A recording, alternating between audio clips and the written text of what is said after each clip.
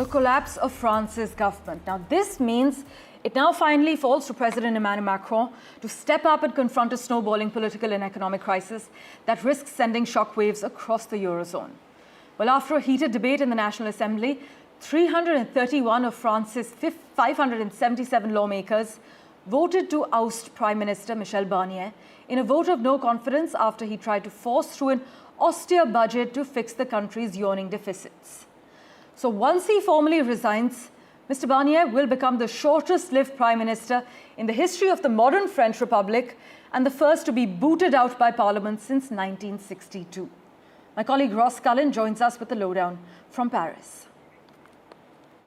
Well, a very dramatic evening here in France on Wednesday.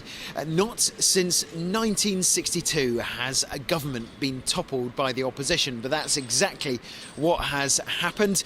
More than 330 lawmakers voting in favour of a no-confidence motion, ousting Michel Barnier and his government. We did see people putting aside their party political differences, and the far left, the left and the far right united behind the far left's motion of no confidence in the Prime Minister, which they introduced into Parliament after Michel Barnier used executive powers to force the 2025 budget legislation through Parliament and bypassing MPs.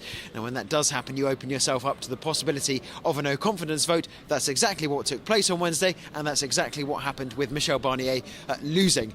All eyes will now be on the President, because it is up to Emmanuel Macron to appoint the Prime Minister, and it took him more than 6 weeks in the summer following the inconclusive election in July to appoint Michel Barnier, who has now become the shortest-serving Prime Minister in modern French history.